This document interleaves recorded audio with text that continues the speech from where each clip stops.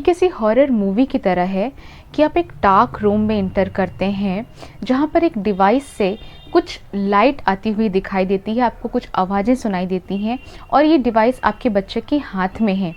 आप उसे कई बार बुलाते हैं, कई आवाज़ें देते हैं, लेकिन आपको कोई रिप्लाई नहीं मिलता है, इवन वो आपकी तरफ देखता तक नहीं है। फाइनली बहुत कोशिशों के बाद आप उसका अटेंशन अपनी तरफ ग्रैब कर पाते हैं।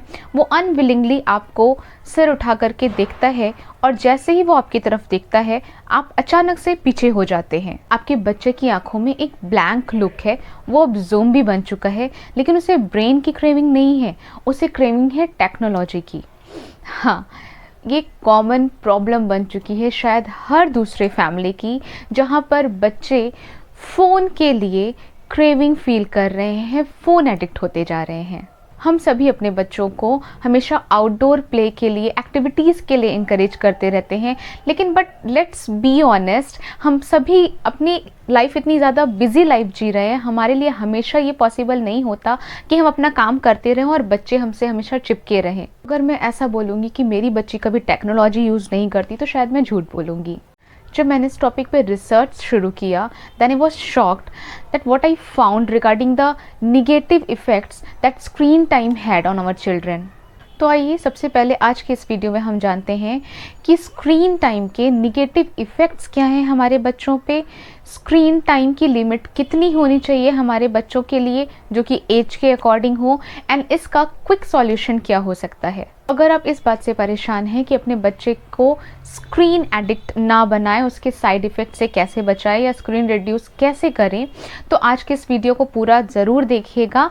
चैनल को अगर अभी तक आपने सब्सक्राइब नहीं किया है then please do subscribe my channel, और अगर आपको आज का ये वीडियो पसंद आता है then hit the like button और ज़्यादा से ज़्यादा उन पेरेंट्स को शेयर करिए जिनको इस टॉपिक के, इस सॉल्यूशन के बारे में जानने की ज़्यादा ज़रूरत है। Hello everyone, I am Sneha Mishra from happy you and happy kids, जहाँ पे हम बात करते हैं पेरेंटिंग एंड चाइल्ड साइकोलॉजी की। तो सबसे पहले बात करते हैं effects on sleep. Sleeping pattern बच्चों का ख़राब हो जाता है या डिस्टर्ब हो जाता है। स्क्रीन टाइम स्पेशली जब बच्चे पोर्टेबल डिवाइसेस यूज़ करते हैं, उसकी वजह से बच्चों का sleeping pattern, sleeping schedule disturb होता है, उनको नींद बहुत कम आती है या बहुत देर से आती है, और इसका एडवर्स इफ़ेक्ट हमें 10 साल या उससे कम उम्र के बच्चों पर ज़्यादा देखने को मिलता है। The next one is effect on activity level.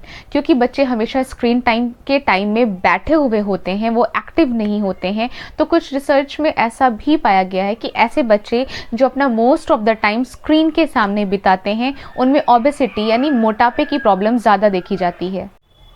Effect on cognition. कुछ रिसर्च हमें ये भी बताते हैं कि ऐसे बच्चे जो अपना 2 घंटे का समय या उससे ज़्यादा का टाइम या most of the time screen पर देते हैं या मोबाइल पर देते हैं, उनका परफॉर्मेंस थिंकिंग टेस्ट और लैंग्वेज टेस्ट पे ख़राब पाया गया। रिसर्चेस में ये भी पाया गया कि बच्चों पर बहुत ज़्यादा इसके एडवर्स इफ़ेक्ट हो रहे हैं, क्योंकि बच्चों की मोटर स्किल्स डेवलपमेंट के लिए ये बहुत ज़्यादा ज़रूरी है कि बच्चे अपना most of the time physical activities में इन्वॉल्व हों, लेकिन बच्चे most of the time screen को क्योंकि यूज़ कर रहे हैं, जिसकी वजह से वो इस तरीके के क्यूरियस बिहेवियर और मूवमेंट को कम करते जा रहे हैं। इनफैक्ट एक्सपर्ट्स इसे नेचर डेफिसिट डिसऑर्डर का नाम दे रहे हैं, लेकिन कुछ स्टडीज़ हमें ये बताती है कि स्क्रीन टाइम हमेशा बुरा ही नहीं होता, हमेशा इसके नेगेटिव इफेक्ट्स ही नहीं होते हैं बच्चों पर। अगर हम बच्चों को एजुकेशनल शोज़ दिखाते हैं तो बच्चों का सोशल बिहेवियर और इसके साथ साथ उनकी एकेडमिक्स परफॉर्मेंस को और ज़्यादा बेटर होते हुए पाया गया है। बेसिकली पेरेंटिंग की बाकी एस्पेक्ट्स की तरह ही इसका भी सॉल्यूशन है बैलेंस। तो अगर आप जानना चाहते हैं कि बच्चे के स्क्रीन टाइम को कम कैसे किया जाए, देन इन टिप्स को ज़रूर फॉलो करिए। So the very first step is have a family meeting to create a plan of action. अगर आप अपने बच्चे के स्क्रीन टाइम को कम करना चाहते हैं तो इस डिसीज़न के बारे में सबसे पहले अपनी फैमिली मेम्बर्स से बात करिए, डिस्कस करिए कि क्या रीज़न है जिसकी वजह से आप अपने घर में स्क्रीन टाइम को कम करना चाहते हैं। क्या आप बच्चे के साथ क्वालिटी टाइम स्पेंड करना चाहते हैं, या फिर बच्चे को स्क्रीन टाइम के निगेटिव इफ़ेक्ट्स से बचाना चाहते हैं, उसके निगेटिव इफ़ेक्ट्स को कम करना चाहते हैं, या फिर आपको अच्छा नहीं लगता जब आप बच्चे से मिलना चाहते हैं, उससे इंटरेक्ट करना चाहते हैं और वो ज़ोंबीज़ लाइक एक्सप्रेशन देता है after spending a lots of time on screen. इस डिस्कशन में सभी को इन्वॉल्व करिए और अपने डिस्कशन में रियलिस्टिक गोल्स बनाइए. Let's be honest that some screen time is okay, in fact absolutely needed because mama also needs break sometimes. और जैसा कि मैंने आपको बताया कि एजुकेशनल प्रोग्राम्स बच्चों पर पॉजिटिव असर डालते हैं, so you can try to that one also. लेकिन अगर आपको नहीं पता कि बच्चों को कितना स्क्रीन टाइम देना चाहिए उनके एज के अकॉर्डिंग, तो सबसे पहले हम एक्सपर्ट्स की इन टिप्स को सुनते हैं.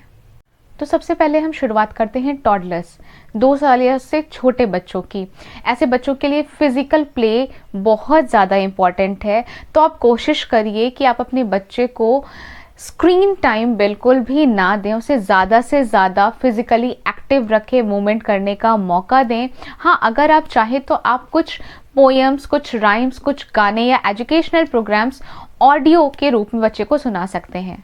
Now the next one is ages 2 to 5. इस तरह के बच्चों का स्क्रीन टाइम 2 घंटे या उससे ज़्यादा नहीं होना चाहिए.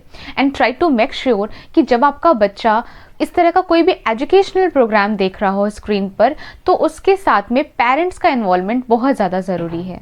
Now the next one is ages 6 and older. तो इस तरह के बच्चों के लिए भी 2 घंटे या उससे थोड़ा सा अधिक आप स्क्रीन टाइम उन बच्चों को दे सकते हैं. But just try to make sure कि इस तरह के स्क्रीन टाइम की वजह से बच्चों का स्लीपिंग पैटर्न डिस्टर्ब ना हो रहा हो, अदर मोटर एक्टिविटीज़ वो ऐसा ना हो कि वो ना कर रहे हो, फिजिकल एक्टिविटीज़ वो बंद बिल्कुल भी ना करें, वो डिस्टर्ब नहीं होनी चाहिए. बिकॉज उनके प्रॉपर डेवलपमेंट के लिए, हेल्थ के लिए फिजिकल एक्टिविटीज़ का होना बहुत ज़्यादा क्रूशियल है.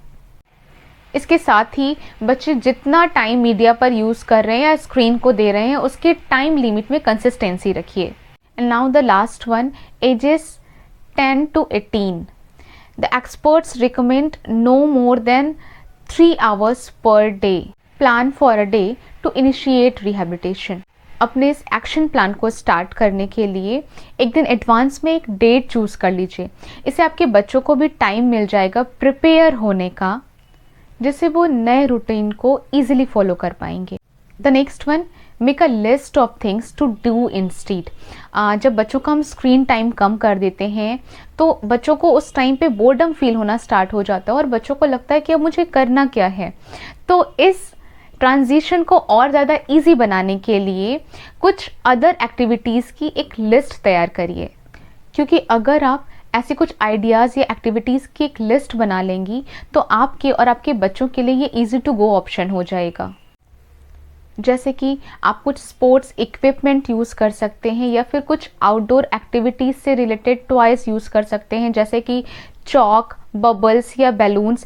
अनस्ट्रक्चर्ड मटेरियल यूज़ कर सकते हैं. अगर इसके बारे में आप और ज़्यादा जानना चाहते हैं तो आप मेरे चैनल पे जा कर के इससे रिलेटेड टॉपिक मैंने ऑलरेडी किया हुआ है, वो वीडियो ज़रूर देखिएगा.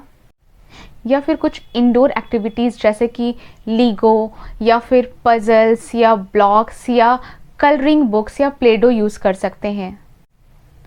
The next one is help your kids play. शायद ये आपको थोड़ा अजीब लग सकता है, लेकिन कभी कभी एज अ पेरेंट ये हमारी ड्यूटी होती है कि हम अपने बच्चों को खेलना भी सिखाएं. इस पैंडेमिक के टाइम में जब बच्चों के पास उनके प्लेमेट्स नहीं हैं, जब वो स्कूल नहीं जा पा रहे हैं, जब वो पार्क में या आस पड़ोस में जाकर के खेल नहीं पा रहे हैं, तो उनके सबसे अच्छे प्लेमेट्स हम पेरेंट्स हो सकते हैं. ऐसे में बच्चों के खिलौनों को निकालिए, उनके साथ बैठिए, उनसे खेलिए और बच्चों को दिखाइए कि इन खिलौनों के साथ खेलना या फिर अपनी इमेजिनेशन के थ्रू नए नए गेम्स खेलना ये कितना ज़्यादा फन लविंग हो सकता है. The next one is model this behaviour. आप अपने बच्चे से इस नए रूटीन या लाइफस्टाइल की उम्मीद तब तक बिल्कुल भी नहीं कर सकते जब तक कि आपका बच्चा ये देखेगा कि आप कॉन्स्टेंटली फ़ोन या इस तरह के इलेक्ट्रॉनिक गैजेट्स पर बिजी हैं. ऐसे में अपनी फैमिली को अनप्लग करिए. बच्चे को ये दिखाइए कि स्क्रीन टाइम के अलावा भी लाइफ में करने के लिए बहुत कुछ है.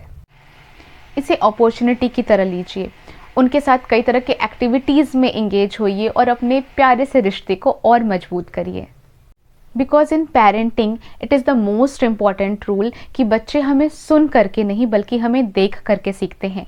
तो अगर वो देखेंगे कि आप इलेक्ट्रॉनिक गैजेट्स में हमेशा बिजी होने के अलावा भी कुछ और क्रिएटिव चीज़ें हैं जो कर रहे हैं, उनके साथ one on one time spend कर रहे हैं, उनकी दुनिया में जानने की कोशिश कर रहे हैं, उनसे बातें कर रहे हैं, उनके साथ क्वालिटी टाइम स्पेंड कर रहे हैं, they will also learn about this thing.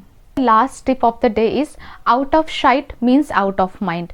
सी बच्चों के लिए ये बहुत ज़्यादा टॉर्चर होता है कि वो हमेशा हम बड़ों को देख रहे हैं इलेक्ट्रॉनिक डिवाइसेस यूज़ करते हुए, इलेक्ट्रॉनिक डिवाइसेस उनके सामने रखे हुए हैं, लेकिन हम हमेशा उनको बार बार मना कर रहे होते हैं कि वो टच नहीं कर सकते, वो उन इलेक्ट्रॉनिक डिवाइसेस को यूज़ नहीं कर सकते।